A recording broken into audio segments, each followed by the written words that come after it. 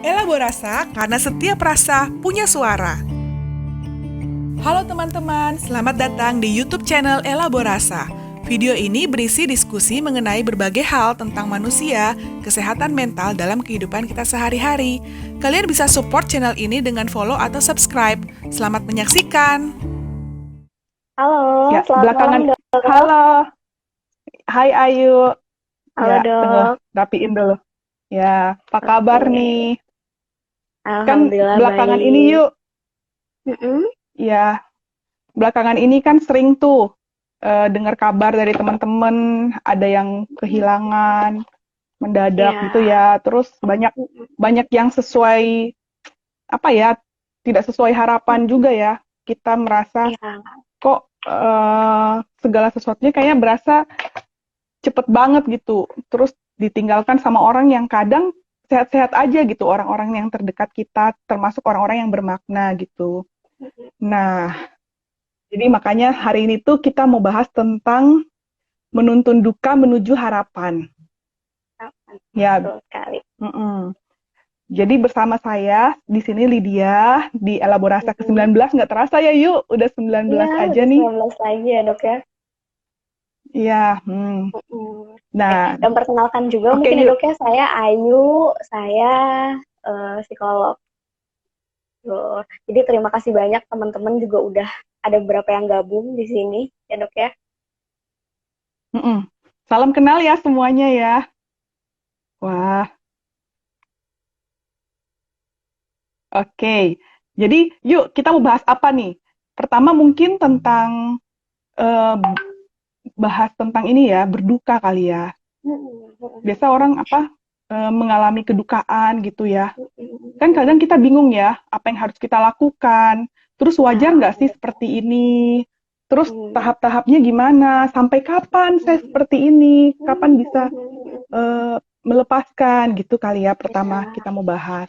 ya betul. Hmm, Dan memang kan alasan kita untuk ngangkat tema ini sebenarnya karena memang didasari apa ya, selama pandemi COVID ini kan kasus apa ya, orang mm-mm, yang meninggal itu sangat banyak banget ya dok ya. Barusan juga saya cek tuh di mm-mm. Indonesia hari ini tuh 250 orang yang meninggal gitu karena COVID gitu kan. Wow, Berarti kan mm-mm, memang iya, banyak sekali ya kasus kehilangan gitu ya, apalagi karena pandemi COVID ini mm-mm, gitu ya. Belum lagi kalau kita dengar kemarin berita gitu ya dok ya yang terkait dengan mm-mm. pesawat Sriwijaya gitu ya dok ya, Pesawat yang terbang, tiba-tiba mm-mm, tuh gitu ya, yang tiba-tiba mm, ya ada bencana seperti itu. Belum lagi memang banyak sekali bencana sekarang ya dok ya, yang akhirnya mm-mm. membuat Iya, seseorang ini kehilangan gitu ya. Dan memang kehilangan di mm-mm, sini nggak cuman kehilangan orang saja gitu, kehilangan seseorang yang berharga untuk diri kita, tapi memang kehilangan ya rumah mungkin ya dok ya, kehilangan pekerjaan gitu. Itu wajar sekali sebenarnya menimbulkan perasaan berduka sama diri kita. mm-mm. Apalagi kejadiannya mendadak, yang kalau misalnya tiba-tiba gini ya, kita sudah berharap, oh ya kita akan ketemu orang tersebut, ketemu lagi dan sudah apa ya kayak nyusun rencana ke depan bareng-bareng, terus punya ekspektasi kita akan lama nih bareng orang ini, tiba-tiba kita dengar kabar kayak tadi yang Ayu bilang pesawat terbang seperti itu yang kecelakaan. Nah, saya ingat juga teman saya yang pas kejadian di Palu, orang tuanya meninggal terkubur dengan rumahnya gitu. Karena kan rumahnya itu berada di area yang terkena likuifaksi gitu. Jadi kadang kalau waktu itu saya pernah nelpon gimana rasanya, dia bilang sampai sekarang ini rasanya kayak nggak percaya, kayaknya kok bisa gitu. Nah, jadi ya akhirnya pikir iya ya benar juga. Oh ya kemarin juga mama saya telepon katanya iya ya sekarang ini di Sulawesi mulai ada gempa lagi beberapa kali kan kayak kemarin yang di Sulawesi Barat terus kemarin di Manado gitu ada dan banjir di mana-mana juga banyak yang merasa kehilangan gitu. Nah balik lagi dalam hidup ini kan banyak hal yang di luar kontrol kita ya, di luar kendali kita yang itu akhirnya merebut kebahagiaan kita dan membuat kita berduka gitu. Nah, tapi balik lagi pasti ada harapan di balik semuanya ya, Yuk ya. Ya, betul sekali. Hmm. Dan Nah, memang tuh nah kalau berduka, berduka sendiri itu apa ya sih, Yuk? Kalau arti berduka kita sendiri itu apa, Yuk? Jadi sebenarnya berduka itu kan sebenarnya reaksi suatu Mm-mm. reaksi, baik itu secara psikologis, secara perasaan, Mm-mm. baik juga secara fisik kita, gitu ya, secara spiritual juga sebenarnya sebagai respon dari kehilangan sesuatu yang memang berharga untuk diri kita.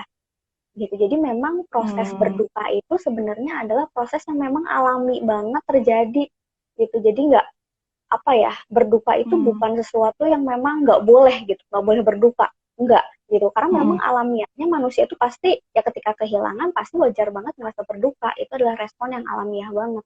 Dan seperti yang tadi juga udah sempat dibahas tuh dok, berduka di sini juga nggak cuma berduka karena uh, kehilangan seseorang saja, ya, tapi mungkin yang memang kehilangan sesuatu pekerjaan yang mendadak apalagi gitu ya, kehilangan juga misalnya uh, tempat tinggal karena bencana gitu, itu memang ya wajar sekali kitanya akhirnya merasa berduka gitu.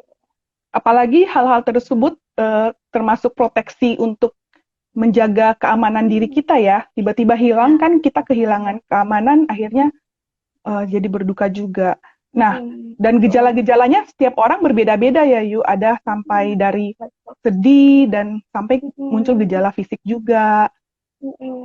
Betul banget tuh dok. Mm-mm. Gejalanya ada yang memang tadi tuh kalau kata teman dokter tuh ngerasa nggak percaya gitu ya, ngerasa nggak percaya ini terjadi gitu ya, ngerasa kaget mungkin awalnya gitu. Jadi memang bener tuh setiap orang tuh beda-beda responnya. Jadi nggak ada yang, ada misalnya yang orang yang berduka tapi nggak nangis gitu ya. Ada yang kayak Mm. gitu, tapi ada yang misalnya nangisnya sampai jerit-jerit ya, ada juga yang kayak gitu. Jadi memang setiap proses berduka itu masing-masing orang itu memang beda-beda gitu. Jadi nggak bisa Iya. disamakan juga. Tuh. Nah, tapi tahap-tahapnya nih, Yu. Kalau Mm-mm. pas pertama kali Mm-mm. kan biasa kita denger Mm-mm. eh, kehilangan gitu. Orang yang Iya. kita cintai tiba-tiba akhirnya meninggal gitu. Mm-mm. Hmm. Jadi memang ada, mungkin sayangnya agak teoritis sedikit kali ya dok ya. Jadi Ya, memang ada gak apa-apa, kita teori sama-sama belajar. agak teori kita ya. Hmm. Mungkin yang cukup terkenal itu kan teori yang Kubler and Ross itu ya dok ya. Jadi Hmm. memang menurut beliau gitu, pada saat seseorang itu kehilangan sesuatu, seseorang ini mungkin akan mengalami beberapa fase tertentu gitu. Tapi memang fasenya ini bukan artinya bertahap, oh harusnya kayak gini dulu, baru kayak gini, nggak kayak gitu gitu. Tapi memang bisa aja ngacak Hmm. di tahapannya. Tapi biasanya memang yang diawali itu merasanya apa ya, menolak menolak itu ya, nggak percaya gitu, nggak percaya hal itu terjadi gitu ya, nggak, kok ini nggak bener, ini kok ini nggak kejadian nih sama saya. Biasanya tuh awal-awal kayak gitu tuh gitu. Tapi memang perasaan yang menolak ini juga sebenarnya bermanfaat untuk kita gitu. Jadi memang wajar banget pada saat kita dapat satu kejadian yang memang di luar dugaan kita gitu, kita kehilangan seseorang, kita kehilangan sesuatu, wajar banget kita nggak, kok nggak kayak gini, nggak mungkin ini terjadi gitu ya.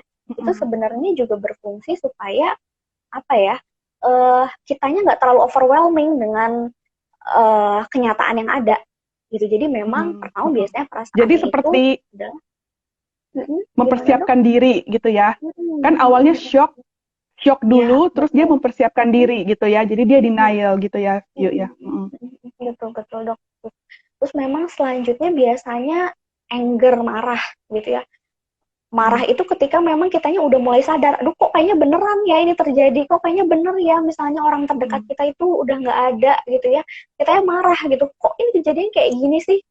Dan biasanya memang marahnya ini Hmm. antara marah ke orang lain, mungkin misalnya kalau misalnya kitanya dapat berita, aduh ternyata misalnya kita Hmm. kena terminal illness gitu, kena misalnya penyakit yang memang Hmm. berujung pada kematian gitu ya, misalnya kita marahnya jadinya ke dokter, atau misalnya marahnya jadinya ke orang lain gitu, atau marahnya mungkin ke diri sendiri Hmm. gitu, atau Atau misalnya marah ke juga Tuhan. marahnya, ya betul gitu, atau marah ke Tuhan juga gitu, kok saya padahal misalnya udah ibadahnya rajin tapi kok Tuhan Hmm. masih cobaan kayak gini sih Hmm. gitu ya. Memang itu biasa tahap-tahap yang dilalui. Selanjutnya biasanya fase yang lain juga adalah apa ya, tawar menawar gitu ya, kita udah Ya, mikirnya bergaming. Hmm. betul bergaining.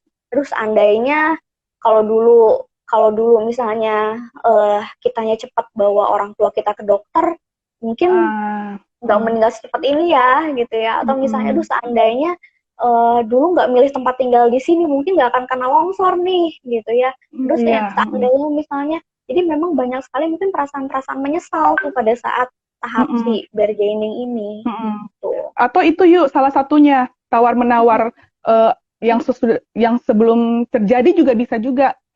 Misalnya gini, aduh seandainya dia masih hidup aja ya, aku pasti akan melakukan apapun deh.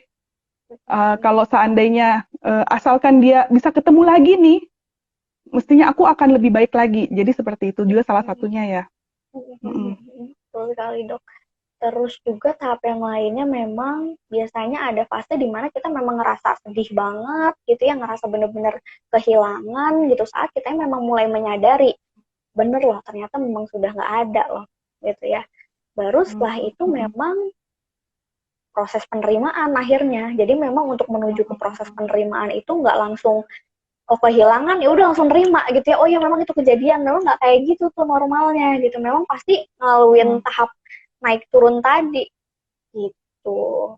Gimana dok? Oke, kalau bisa disingkat, tadi menurut Kubler-Ross, salah satu psikiater dari Swiss, dia bilang ada tahapan kenapa orang bisa melewati duka itu. Pertama shock dulu, terus dia mengalami dabda ya, disingkat dabda, denial kayak nggak percaya nih. Terus anger, muncul emosi negatif, marah, kadang marah sama Tuhan juga, atau marah ke diri sendiri dan orang lain. Terus bargaining, kayak tawar-menawar, terus depresi. Depresi ini ternyata beda dengan depresi, gangguan depresi penyakit, gangguan depresi. Ini depresi yang perasaan kosong hampa, kesedihan mendalam karena kehilangan ini ya. Terus habis itu mulai acceptance gitu ya. Oke, ayo. Prosesnya ya naik turun dulu ya dok ya, nggak langsung akhirnya kehilangan langsung dipaksa ya udah terima dong kenyataannya, nggak bisa kayak gitu. Memang wajar banget pasti ya kondisi emosional kita pada saat kehilangan tuh benar-benar turun naik gitu ya, dan memang nggak mungkin langsung dipaksa untuk kuat gitu saat itu gitu ya dok ya. Nah, pertanyaannya nih, sampai kapan nih bisa akhirnya sampai penerimaan dukanya? Kan tiap orang katanya beda-beda. Ada katanya berapa bulan, ada malah yang bertahun-tahun kok masih berduka gitu. Memang hal itu sangat dipengaruhi berbagai faktor mungkin ya dok ya. Kalau misalnya dibilang normalnya berapa lama, tampaknya memang nggak ada. Oh harusnya tuh bisa pulih berapa lama gitu. Tampaknya memang tidak ada gitu ya yang memang harusnya sebulan udah bisa udah bisa melepas perasaan dukanya nih. Memang sebenarnya nggak ada keharusan harusnya kapan gitu. Memang karena tadi tuh tiap orang beda-beda kondisinya, beda-beda juga kehilangannya, beda-beda persepsi mereka terhadap kehilangannya gitu. Akhirnya memang ya nggak ada kepastian terkait dengan harusnya itu kapan mereka ngerasa lebih apa ya, gimana bilang, lebih ada yang lebih ringan sampai berat gitu. Nah, dan di sini juga dibilang kalau ada yang kalau berdukanya berkepanjangan sampai benar-benar butuh pertolongan yuk, yang ya sampai merasa tidak berharga karena kehilangan tersebut, merasa kayaknya tidak ada gunanya lagi dia hidup kalau tanpa orang tersebut gitu ya. Dan ini ada juga kasus loh yuk, karena berduka dia juga akhirnya ide untuk bunuh diri, mengakhiri hidup juga muncul. Ya, ini pada complicated grieving. Ya memang pada kasus-kasus tertentu di mana memang kasus berdukanya ini sudah berkepanjangan waktunya gitu ya. Biasanya sih memang lebih dari 6 bulan. Terus juga kondisi berdukanya itu misalnya nangisnya ini memang sudah sampai mengganggu aktivitas sehari-hari. Terus juga ada tadi tuh yang kata dokter ada perasaan-perasaan pengen menyusul gitu orang yang meninggalkan kita gitu ya. Ya hal-hal seperti itu memang sudah tanda-tanda kalau kita butuh bantuan yang lebih dalam lagi. Walaupun memang kalau misalnya kita perlu bantuan di tahap-tahap awal pun sebenarnya nggak apa-apa banget ya dok ya. Supaya memang proses kehilangan kita makin cepat lagi tuh. Nah, proses berduka kita makin lebih ini lagi. Nah, bagaimana nih cara ngelewati proses berduka ini sampai ketemu harapan? Apa saja yang bisa kita lakukan yuk? Kalau dari Ayu sendiri nih, ketemu klien kan di Mm, praktek psikolognya, apa yang mm. biasa Ayu lakukan gitu untuk membantu mereka? Nah, terkait dengan ini, kalau misalnya kita undang dulu bintang tamunya gimana, Dok? Jadi kita sambil Oke, ngobrol sama bintang tamunya, benar jadi nanti banget. kita di akhir mungkin kita menyimpulkan tuh. Jadi gimana sih sebenarnya caranya gitu untuk mengatasi perasaan kehilangan ini gitu. Mungkin Ya, kita jadi undang ya, Dok ya. saya dan Ayu ngajak Ibu, nanti dia memperkenalkan diri sendiri. Mm-mm. Eh, Pas dengar kisahnya ya, Iya. Hai Bu, Halo, Halo ya, Ibu. halo Mbak Ayu. Halo Assalamualaikum Ibu. semuanya. Waalaikumsalam. Alhamdulillah. Apa ya, kabar? Apa kabar Ibu?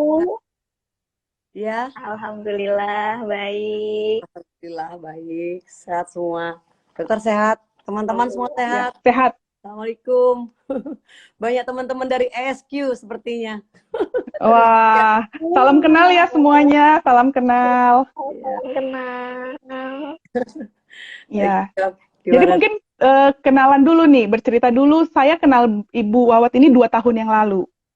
Jadi kalau dengar kisahnya dan melihat Ibu yang sekarang ini beda jauh banget. Banyak banget dan memang berat banget ya, nggak mudah melewati banyak eh, duka, kehilangan orang-orang yang dicintai, terus eh, banyak pergumulan hidup ya, cobaan ujian-ujian lah katanya Ya, ya. hand down itu Tapi tadi kalau akhirnya kata Ibu Bayu. sendiri Ya, akhirnya bisa melewati duka Alhamdulillah. itu. Nah, mungkin bisa berbagi hari ini, malam ini ya, Bu. Alhamdulillah. Kenalan dulu. Ya, Halo. ya Ibu. Saya Ratu Wawat, saya dari Banten. Saya kenal Dokter Lydia pertama kali dulu, kalau nggak salah saya on the way ke pasar. Saya ada tolong seseorang wanita yang dia tabrakan, terus badannya tuh darah semua sampai ke kaki. Entah dari mana saya punya keberanian yang saya sendiri awalnya tuh takut lihat darah gitu loh. Akhirnya saya gotong dia, saya angkat ke mobil saya bawa ke rumah sakit. Setelah itu saya antar dia ke saya tanya mau diantar kemana Bu? Antar saya ke kantor saya aja. Saya antar ke kantor dia, saya panggil Gojek suruh bawa motor dia. Setelah itu saya perasaan baik-baik aja setelah nganter itu. Begitu saya pulang nyetir mobil, kaki saya gemeter. Langsung duduk-duduk gitu. Waduh ini kenapa gitu loh. Itu awalnya saya coba browsing, ketemulah alamat Dokter Lydia. Saya jadi langsung ke sana. Awalnya tuh sebetulnya karena ya itu tadi kalau dalam bahasa ilmu kedokterannya saya kena psikosomatik yang sebetulnya bukan karena menolong ibu-ibu yang terluka itu tadi, tapi ada di dalam diri saya yang denial tadi. Jadi saya kehilangan almarhum pertama adik saya, terus kehilangan almarhum papa, dan saya merasa pada saat itu yaitu tadi di state denial yang dimana saya merasa saya baik-baik saja, saya bisa menjalankan hidup saya bisa bekerja, padahal itu salah banget. Saya tidak membiarkan diri saya untuk berduka. Saya masuk ke dalam kategori orang yang ya everything's gonna be okay. Saya punya teman, saya punya pekerjaan, saya punya kewajiban, saya masih bisa hidup normal. Saya pikir tadinya, ternyata setelah saya menolong ibu-ibu yang terluka itu, saya ketemu dokter. Ya di situ saya baru tahu saya terkena psikosomatik gitu loh. Dan ternyata tergalilah banyak permasalahan ternyata di dalam diri saya yang ya itu tadi terlihat di luar tuh baik-baik saja, semua nggak ada masalah, dan saya berusaha untuk tampil menjadi seseorang yang ya seperti biasa gitu, dan itu salah sekali karena dulu sebelum saya memahami diri saya, sebelum saya belajar untuk mencintai diri saya, sebelum saya mengikuti banyak training mengenai tentang ya pemahaman diri itu tadi, saya berpikir pengakuan atas atau merasa berduka itu sebuah aib gitu loh, sebuah hal yang tabu untuk saya ceritakan kepada orang karena itu mencitrakan saya menjadi seorang yang lemah gitu loh. Terus juga kalau saya ke dokter psikiater atau psikolog, dulu saya berpikir, atau mungkin sampai sekarang tuh pun paradigma atau stigma pemikiran orang-orang di sekeliling saya sih, orang-orang kita lah, orang-orang timur tuh berpikir untuk menceritakan sesuatu hal dengan profesional seperti psikiater atau psikolog itu hal yang memalukan gitu loh, karena ya itu tadi, lemah, tidak mampu, tidak beriman, padahal bukan itu gitu loh. Dulu berpikir banyak, saya cerita ke orang, saya pernah cerita ke 5 teman, lima-limanya itu pendapatnya berbeda, dan itu 5-limanya dia kan basically mereka bukan seorang profesional seperti Mbak Ayu dan dokter ya, yang memang profesional. Jadi akhirnya saya bingung mau ngikutin yang A, B, C atau D. Yang akhirnya saya bingung sendiri, stres sendiri, dan hanya menambah beban. Kalau nggak saya ikutin teman saya yang A, nanti A marah. Kalau ikutin yang C nanti marah. Karena mereka yang ya bukan saya harus ngeblaming keadaan atau orang lain, teman saya, tapi saya hanya butuh teman bukan untuk menyelesaikan permasalahan dalam diri saya, tapi diri saya sendiri yang harus menyelesaikan. Begitu juga saya begitu ketemu dokter, setelah saya somatiknya itu bukan cuma di kaki, ternyata di leher yang seperti panas, kena api, terus mata saya berair dan ada kabut seperti kayak ada asap gitu. Terus udah gitu saya bilang, "Dok, ini apa, Dok?" Dan saya pernah lagi bawa mobil, tiba-tiba tok keserang gitu, saya berhenti parkir di tol. Saya balik lagi ke dokter, saya cuma bilang, "Dok, saya pengen sembuh." Dan kenyataan pahit yang saya dengar, ya sedikit saya coba untuk, gue sakit, saya sakit dan saya perlu pertolongan profesional gitu. Yang dokter bilang 2 tahun lalu, ingat banget, "Dok, saya pengen sembuh, saya punya orang-orang yang saya cintai, saya punya anak, saya punya ibu yang masih hidup, saya punya keluarga yang sayang sama saya." Dokter cuma bilang, saya seperti obat merah. Dokter maupun profesional itu hanya mengobati luka luarnya saja, luka dalamnya itu sendiri harus saya sendiri yang mengobati. Itu saya tunduk, terus saya netes air mata, saya cuma bilang, "Ya Allah," ya itu tadi masuk ke dalam state marah yang, "Ya Allah, kok aku kenapa begini gitu loh, kenapa aku seperti ini gitu loh. Terus bagaimana caranya aku harus sembuh?" Saya coba tanya sama dokter, "Gimana, Dok, caranya saya pengen sembuh?" Saya ingat banget kalimat dokter, "Ibu harus bahagia." Saya cuma mikir, perasaan saya bahagia gitu loh. Bahagia sebelah mana lagi yang harus saya buat bahagia? Karena saya biasa tertawa ketemu teman, dan ternyata bukan itu. Ada fase di mana saya ketemu teman, saya tertawa, saya bekerja, saya bahagia karena memang saya hobinya bekerja kan. Setelah pulang ke rumah, itu buka pintu aja like seperti hampa, ada ruang kosong yang ini nggak bener nih, gelisah lagi mulai. Nah, di situ saya mulai memahami diri, ternyata saya butuh pertolongan profesional dan saya harus bahagia seperti dokter bilang. Saya tanya lagi ke dokter, "Dok, bagaimana caranya saya bisa bahagia?" Dokter bilang, "Lakukan hal-hal yang ibu suka." Apa ibu suka? Kebetulan waktu itu hobi saya banyak. Saya ada nembak, memanah, terus berkuda, terus saya suka diving, terus apa-apa lah yang membuat saya bahagia. Tapi di dalam perjalanan itu tadi, seperti Mbak Ayu bilang, itu up and down. Bukan lantas saya naik kuda terus saya happy gitu. No gitu loh. Itu like roller coaster gitu loh. Itu tetap ada, tetap menghampiri gitu loh. Jadi untuk teman-teman yang merasa kehilangan itu tadi kata Mbak Ayu, bukan cuma kehilangan orang yang kita cintai, tapi kehilangan pekerjaan, kehilangan rumah. Orang yang kita cintai pun ada anak, ada ibu, ada bapak, ada kakak, ada suami atau istri, atau ya sahabat yang dimana kita seperti, ya itu tadi, enggak kok, gue baik-baik aja, enggak kok, dia enggak hilang, dia ada. Perasaan itu hanya perasaan yang kita tidak accept, tidak menerima, tidak acceptance. Jadi proses itu betul-betul harus sebagai orang yang merasa ditinggalkan lah. Kita menyadari dulu bahwasanya kehilangan, meninggalkan atau ditinggalkan itu bagian daripada proses hidup. Seperti kita saat kita lahir. Dulu waktu kita lahir kan kita nggak ada, hanya ada ibu bapak kita. Kemudian kita lahir, misalnya salah satu keluarga kita meninggal, ya itu udah biasa, harusnya part of life, yang dimana apabila kehilangan, harusnya itu kita nggak boleh shock. Kenapa? Ya itu bagian dari hidup. Seperti kita mendapatkan, itu tadi, misalnya dapat punya rumah, terus kehilangan rumah.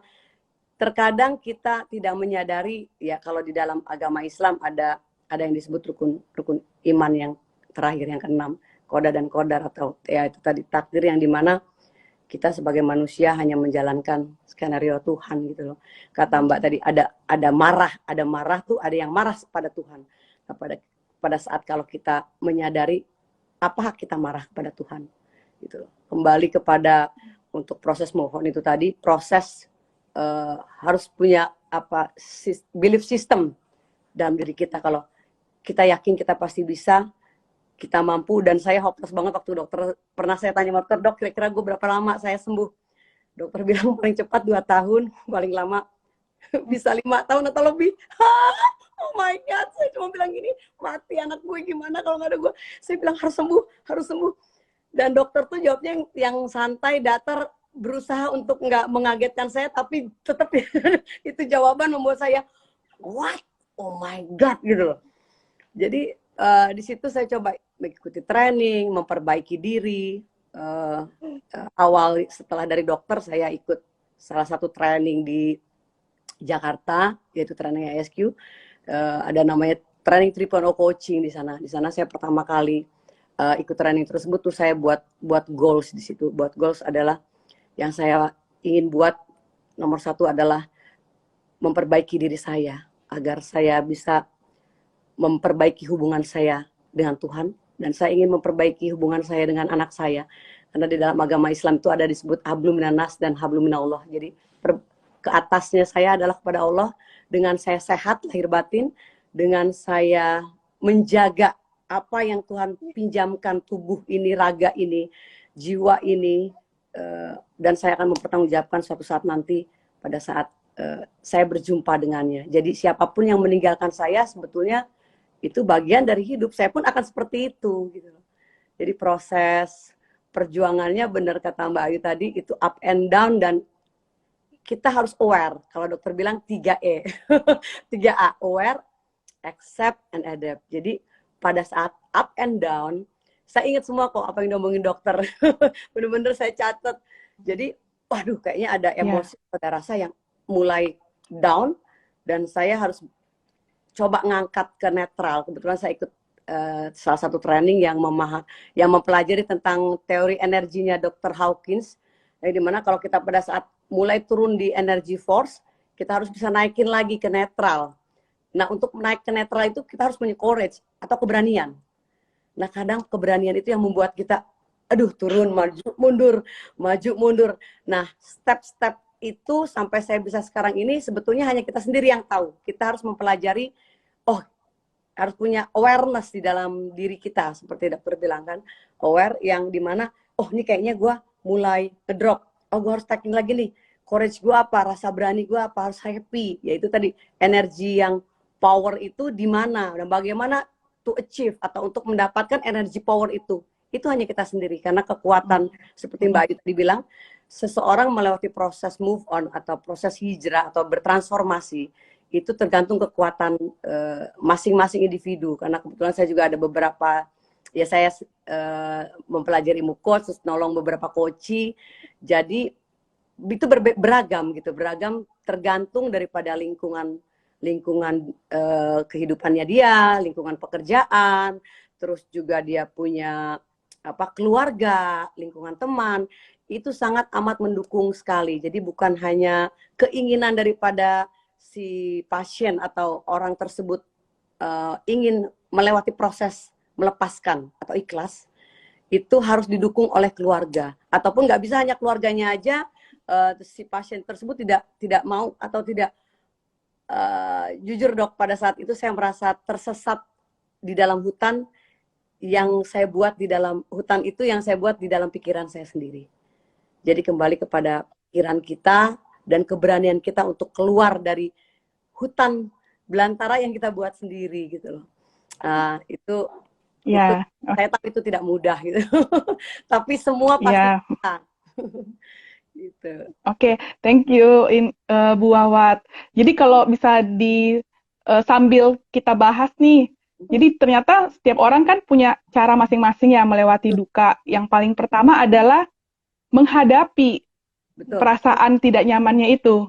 Iya. Tadi ya, mungkin awalnya shock, terus melewati tadi fase duka cita, shock, dabda tadi, denial, anger, Ya. bargaining, depresi, mungkin yang tadi rasanya kok up and down, itu mungkin sudah mulai mau acceptance, biasanya ada fase itu, fase testing biasanya.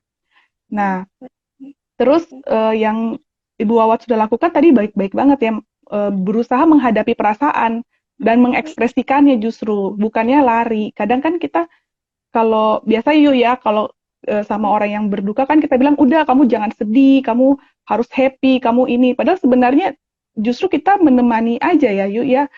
Kalau misalnya orang lagi berduka. Iya, betul.